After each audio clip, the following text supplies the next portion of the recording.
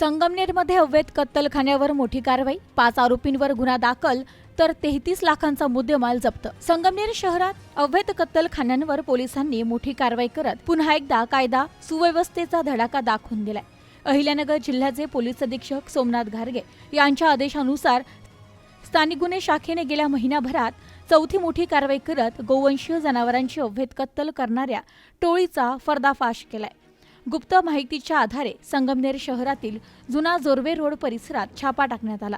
यावेळी गोवंशीय जनावरांची कत्तल करून गोमांस भरत असल्याचे निदर्शनास आले. मात्र पोलिसांनी चाहूल लागताच आरोपी अंधाराचा फायदा घेत फरार झाले. या प्रकरणात एकूण 5 आरोपींविरुद्ध गुन्हा दाखल करण्यात आला असून त्यामध्ये संगमनेर आणि पालघर जिल्ह्यातील आरोपींचा समावेश आहे. पोलिसांनी घटनास्थळावरून सुमारे 33,31,000 रुपयांचा मुद्देमाल जप्त केला असून यामध्ये हजारो किलो गोमांस, 2 पिकअप वाहने, जिवंत गोवंशीय जनावरे आणि कत्तलीसाठी वापरण्यास येणारी हत्यारे यांचा समावेश आहे. संगमनेर शहर पोलीस ठाण्यात भारतीय न्याय संहिता तसेच महाराष्ट्र पशुसंरक्षण अधिनियमांतर्गत गुन्हा दाखल करण्यात आला असून पुढील तपास सुरू आहे.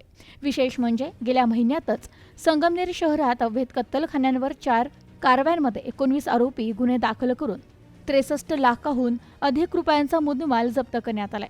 स्थानिक गुन्हे शाखेच्या या कारवाईमुळे अवैध कत्तलखान्यांवर कडक कारवाईचा इशारा मिळाला असून पुढेही अशीच कारवाई सुरू राहणार असल्याचे पोलिसांकडून स्पष्ट करण्यात आले.